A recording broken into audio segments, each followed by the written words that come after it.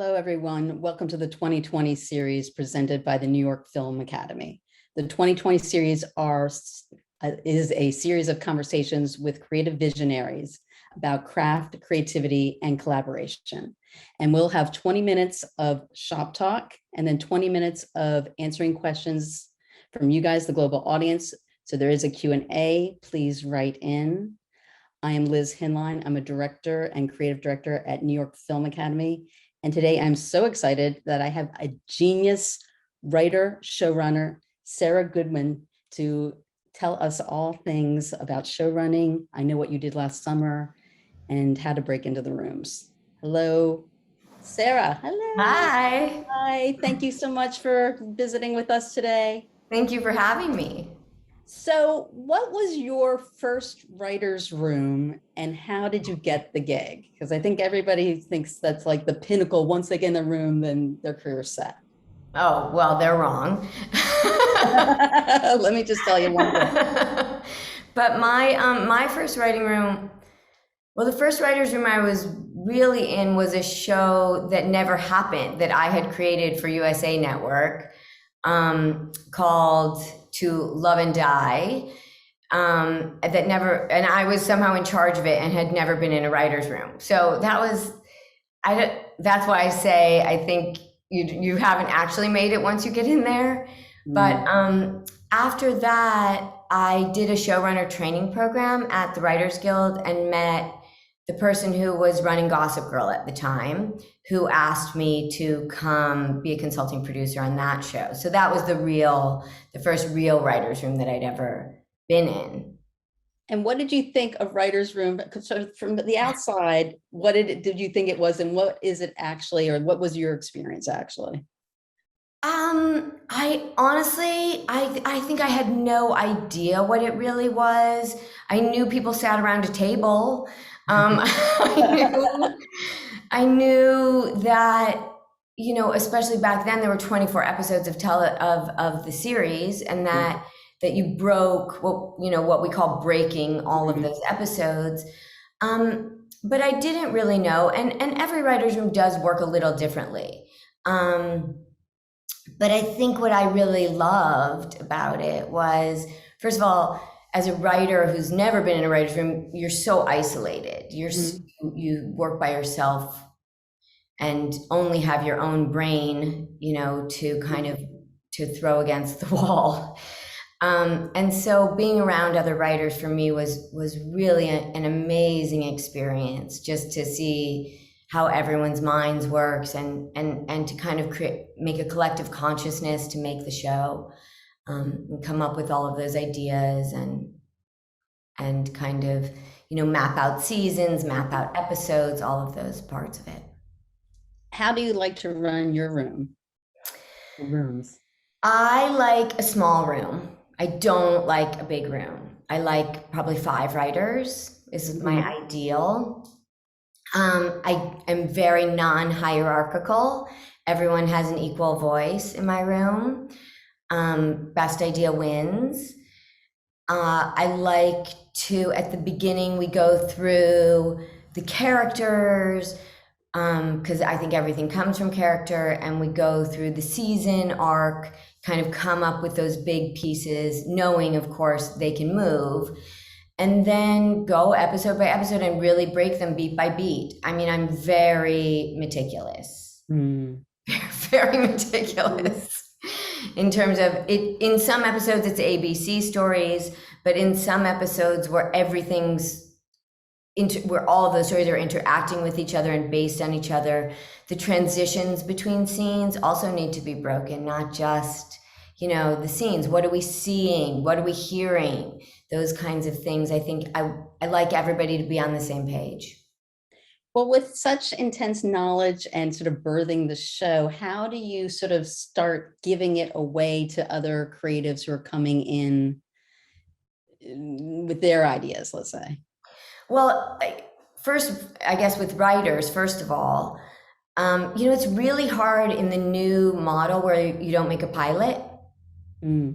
So all you really have is a script and the voices in your head.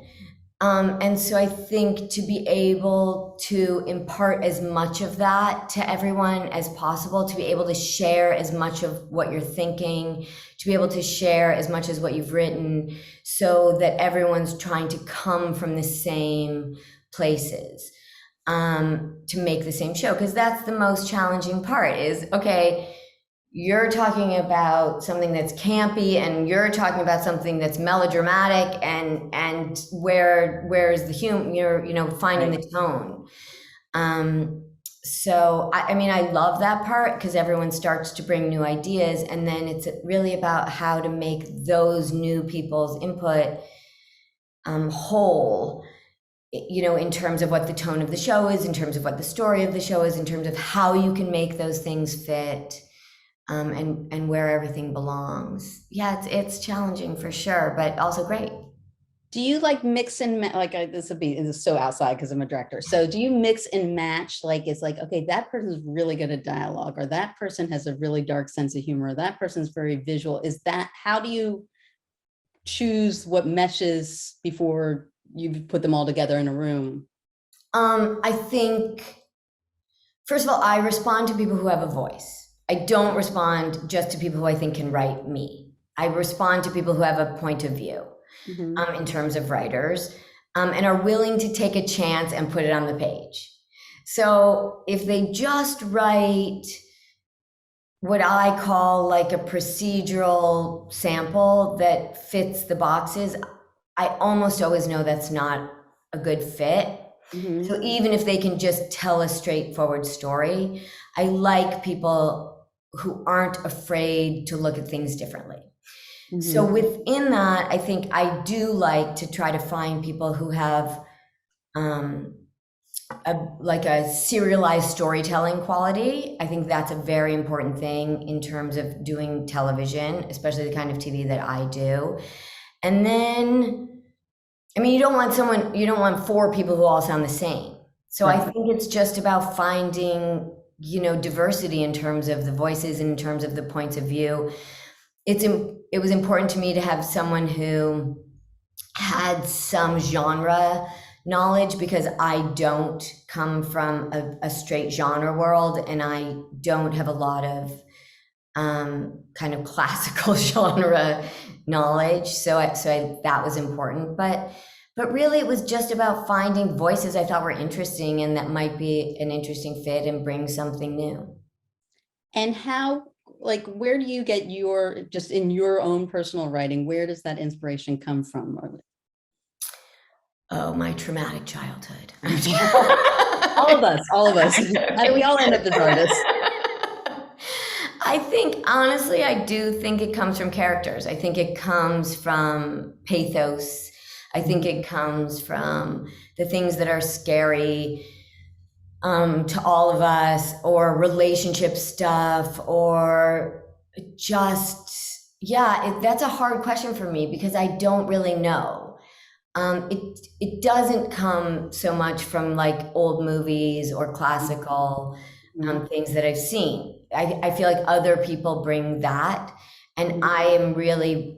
I get very invested in the characters. I do big long pages about them, about where they've come from, about what they want in their lives, about what drives them, about like things that happen to them. So it's very much, I'm deeply into. I I mean, I'm shy, but I really love people. I think people are just endlessly interesting, and what they say versus what they want, and what they love versus, how they self-destruct, and that's, I guess, it. 100%. Did you have a mentor that sort of helped guide you at all? I never did.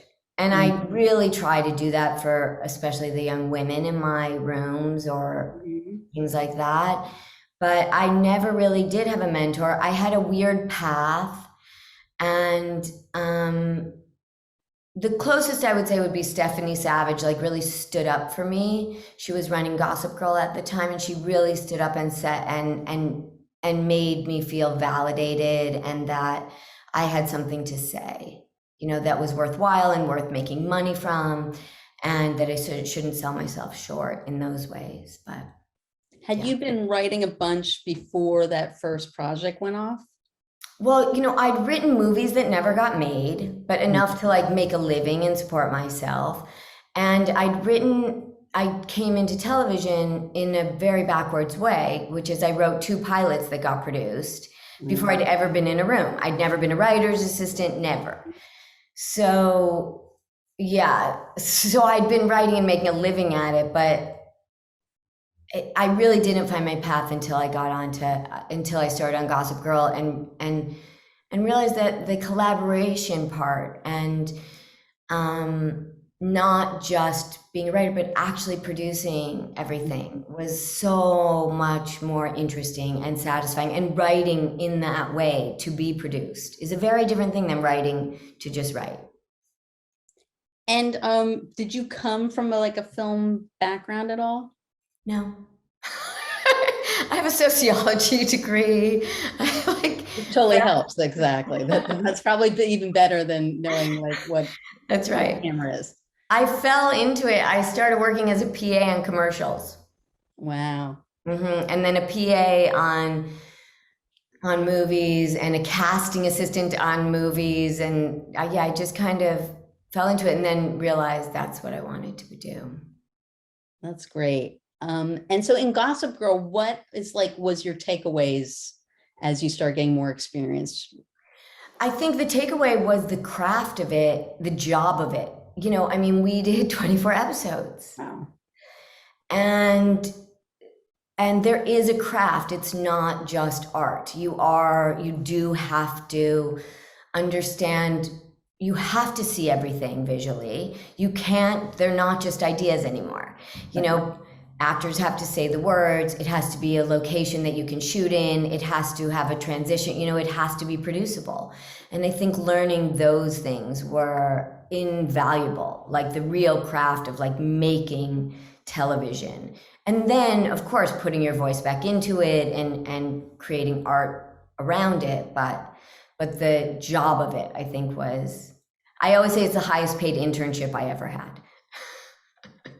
And when did you do you consider yourself really good at giving notes or critiques or stuff like that? Because that seems to be an art form of receiving notes, especially on those shows you have so many people giving you notes, and then also in your rooms giving notes.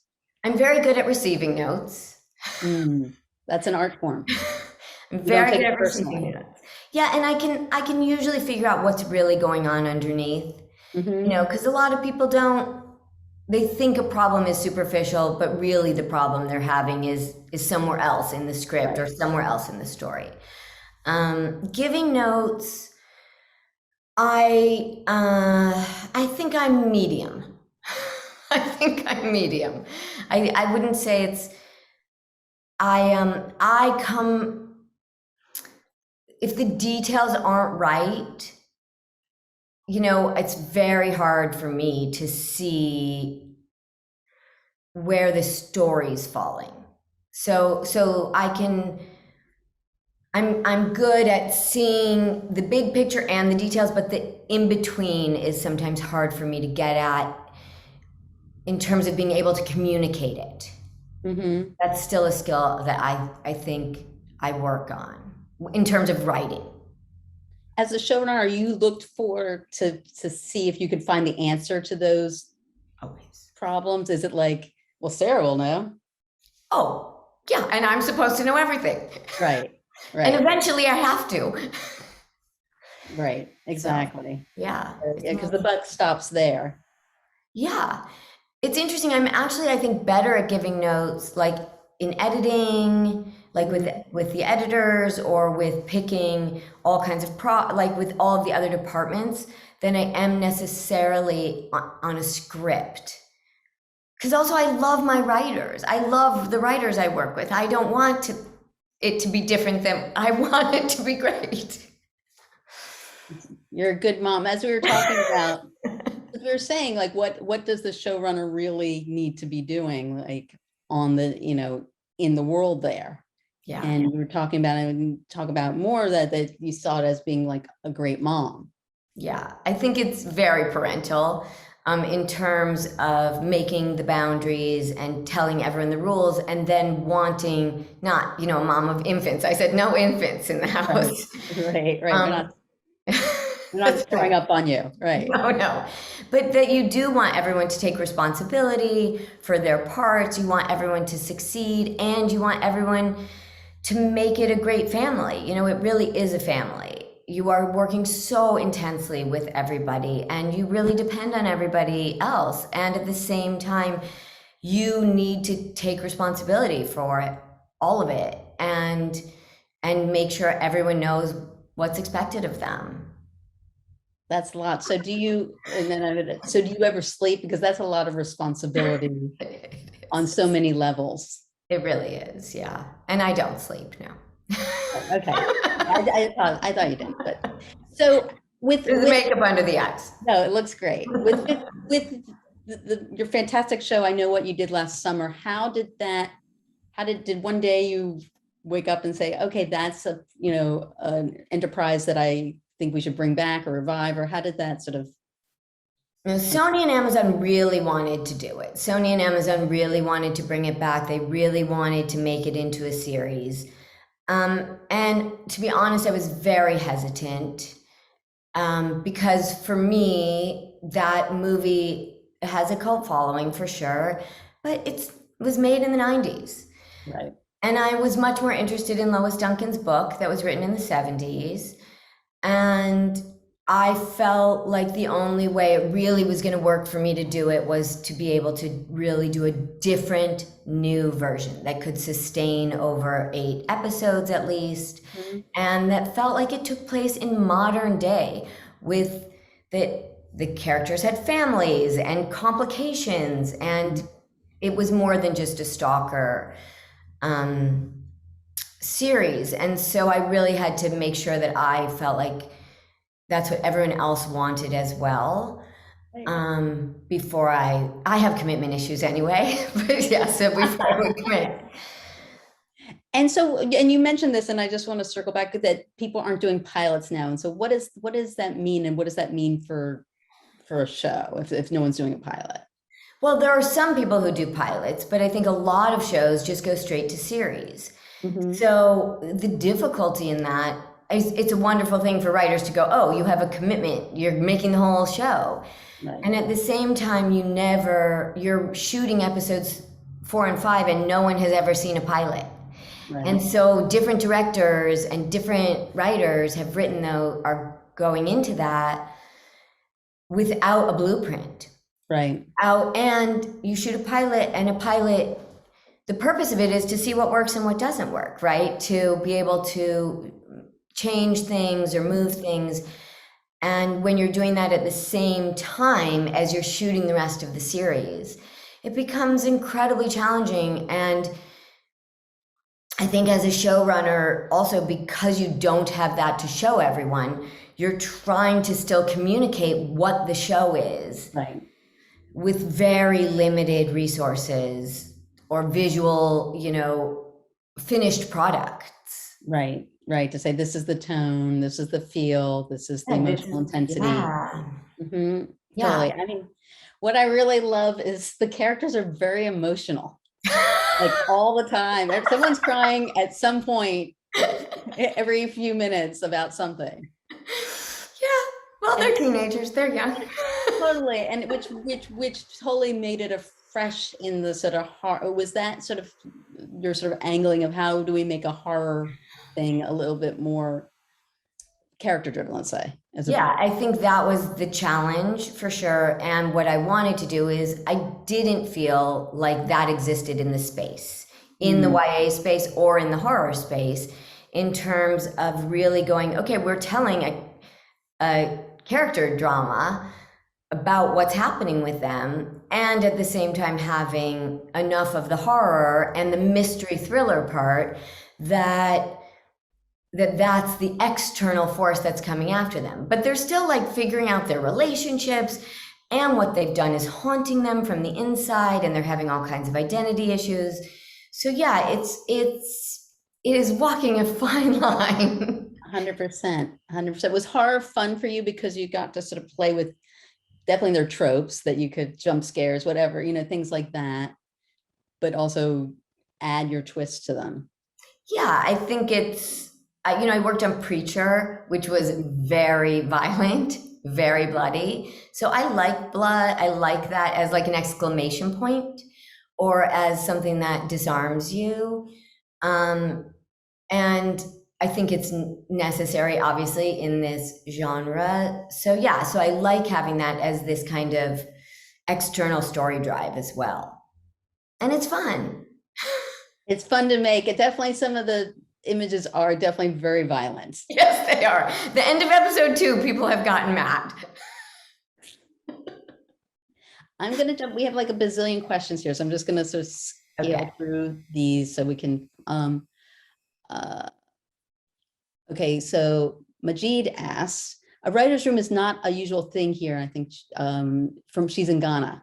I know how important it is to have a writer's room. What would you suggest I do in my case? Maybe she's preparing a show or something. I mean, I would say, like what we're doing right now, I'm working on a show on Cruel Intentions for the pilot. There's no writer's room, but I'm working with the writer and we have my assistant in the room. So there's at least 3 of us just talking through the beats. I think anyone who you feel like is a good collaborator to just talk through things, to be able to, bounce things off of. It really only takes 2. And people who are willing to play ball. That's right. And who are interested in it. Right. You trust. And so maybe spoiler alert, where are you going? Where are you thinking of going with your new, because that's a great film to bring back as a series. Yeah, I mean, tonally, it's very close right now. Tonally, it's very close to the movie because as it should be, and it just takes place in the Greek system at a small kind of Virginia college. Very cool. Fun. Very cool. Do you find now that have you written solo in a long time? Do you find it's easier to write when you're going to be bouncing it off of other people than if you're just writing, I don't know, a novel, let's say, or a screenplay? I mean, I honestly, my heart is I'm a writer. I love writing. I mean, I like the balance of having other people too. So it's a good balance for me. But when I really go to write, I just write. So yeah, I like both. I like both. Are there like authors or filmmakers or things that you sort of were inspired by or are inspired by? I wasn't allowed to watch TV when I was a kid. That's why I only watch TV now. That's the lesson for everyone. I wasn't allowed to eat sugar or watch TV, and all I do is eat sugar and watch TV. So I think all those books, just when I was a kid, I just read everything. And I think it really, just my imagination of picturing them, was incredibly powerful and made me want to tell stories. So that's not a specific answer, but. No, it is. Reading reading is so great, and it does make one a better writer because you can see how you can really make something just with words on a page, or not just with, beautiful words on a page. Yeah. We have someone named Majid who says, how do you deal with writer's block, especially when you have a deadline to meet? The deadline makes it go away. It just disappears. Somehow I only get writer's block if I have too much time. If I the more slammed against the wall I am, the more I just have to write something, even if it's terrible. Right. So I think I'm much more forgiving of myself if it's terrible, because I know I have to get something on the page. So I just write no matter what and know I'll fix it. Are you a longhand person? Or are you a typer? I'm a typer. And then I print it. And then I cross every single thing out that I've written, basically. And then I write the new dialogue in the margins. And do you find, is dialogue easy for you, or is that? Yeah, I hear them in my head. Oh, that's great. Yeah. And we had talked about earlier, because I think when we were talking the last time, I think it's interesting that you're writing a lot of younger characters, or, and how do you get in that vernacular, or do you give them a sort of like, where does that come from? Because they all sound very truthful. I have young writers on the staff for sure. And I have also some friends with younger teenage kids who I will say, I will make sure. I will kind of, but I also, I think I'm a very good listener. Interestingly, I think I'm much more comfortable listening than I am talking. And so I just have an ear so that if I will hang out with people of that age, I start to hear the patterns. And then I double check to make sure it's right, because I'm old and I just want to put my words in their mouths, so. Well, I think anyone, over 20 is old now, over 17. Right. So, and it's also, things happen so quickly that and there must be a way that you're like, okay, we can't date it either. Yeah. We can't That's make it so au courant that it's going to last in that sort of time. Yeah. So that must be really fun with these type of shows, because you get to sort of go back in time and watch a bunch of movies and different. Are you inspired by the actual like sort of era that things were made in? Because it's different filmmaking at that. I really didn't, because I really wanted to make something like of now. And it's funny, they showed at Cinespia, is a thing in Los Angeles where it's at the old Hollywood Cemetery. They show movies outside, and they showed the original movie, and then they showed the pilot. Oh, wow. And it was so interesting, the filmmaking differences. And so I was glad. I mean, I knew I'd gone back to watch it, but I feel like this takes place now, and it should represent that. So when people look back in 20 years, they can see what the style was. And it was really genius. Was it always going to be in Hawaii, the series? The series was not always going to be in Hawaii, but what happened, obviously we're in COVID, and we needed a safe place to shoot, and they kept coming at me with all of these places. And one day I woke up, literally it was one of those, I woke up and was like, where it belongs in Hawaii, because there's no way in or out. And it's small town on crack. So. Yes. Yeah. No, it was brilliant. And it also really upped, the visuals are beautiful, and it really upped the level of the intensity, especially with the nature against it's like nature against nurture, basically. That's right. Yeah. Exactly. All right. We have 80,000 questions. Okay. Okay. Rogine asks, I have many ideas for screenwriting, but don't know where to start. And on top of that, I don't know if they are good enough or not. So what is a suggestion for someone who is afraid to put time into things, I guess? Someone said to me at the very beginning when I started writing and had no idea what I was doing, they said, this is the only time in your whole life before you're a professional that you can write exactly what you want. And I think that's the only thing you can really do, is whichever one, there is no good enough. It's whatever really pulls at you and whatever really speaks to you, because it's the only time. After that, everybody gets to input, everybody tells you what they want you to write. So I think write whatever you feel and just do it, because there's never going to be a safe time to start. It's always going to be terrifying.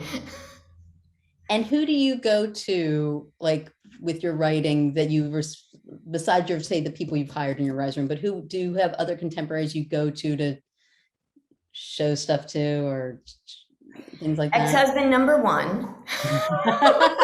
He was good for that. He was great for that. He still is good for that. He's a director of photography. He's a cinematographer, but I trust him to be harsh. So you knew he's going to cut. He's not going to be kid gloving it, as they say. That's right. He has nothing to gain. So I know he'll be honest. And do you think, like, the differentiating writing at some point, because it's not craft, is it just taste and style? Yeah, I think it is just taste and style. And I think the more true to yourself, the more you can just be in your own voice and not trying to figure out what someone else is going to want. The more you can try to find your own version of the story you want to tell. I find that's what I respond to in other people's writing more than anything else. Is that they have their own thing going on. That's right. They're not trying to guess at what someone else is going to want.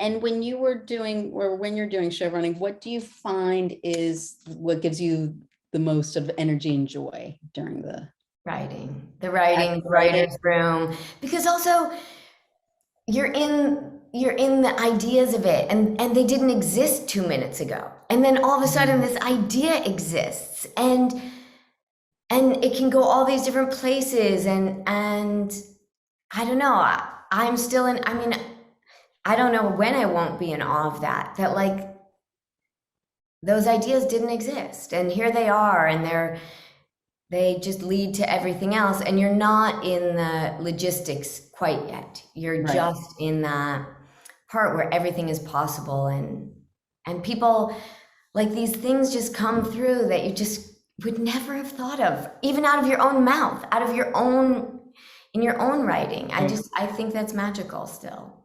100%. It's your subconscious is at work and suddenly it comes out.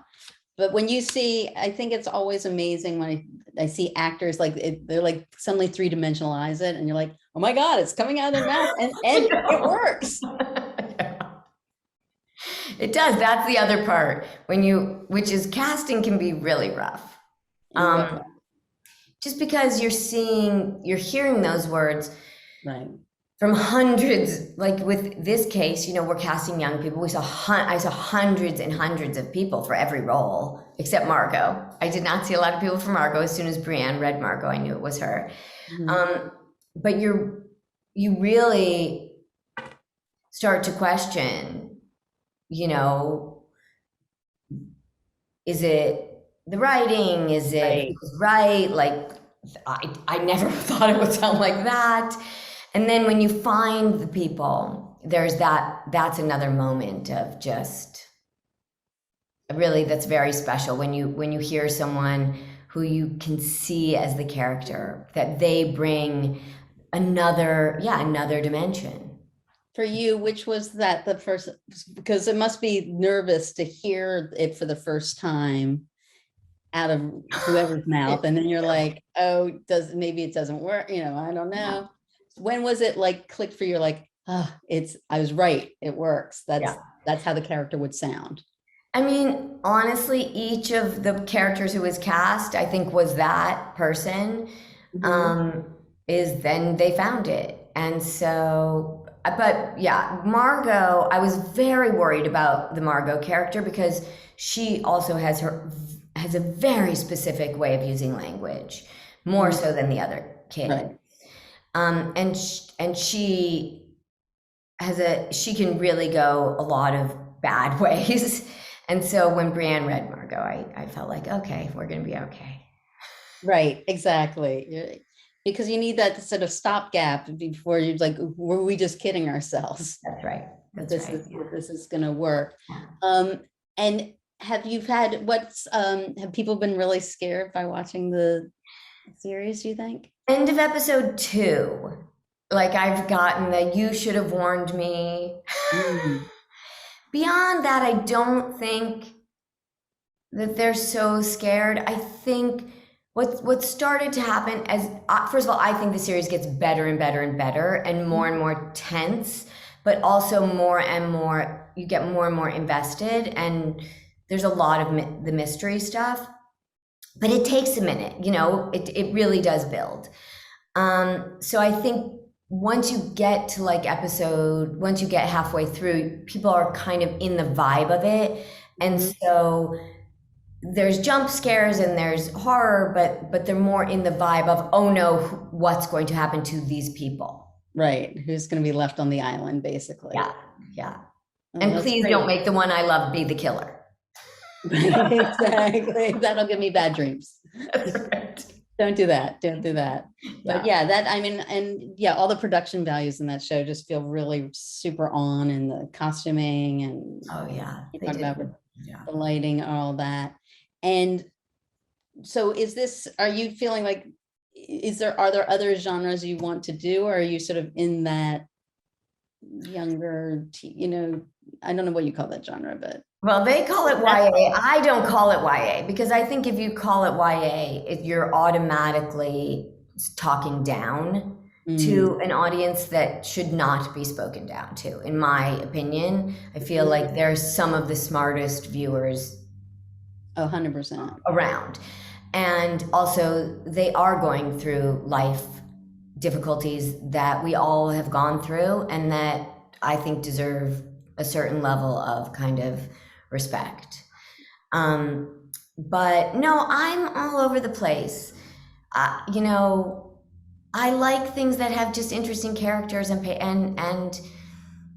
pathos. So if we're more forgiving of younger characters for having that, then that's good. But yeah, no, I totally. And so, do you ever take a vacation? well, let me tell you, Hawaii was not a vacation. For all you who think I was right.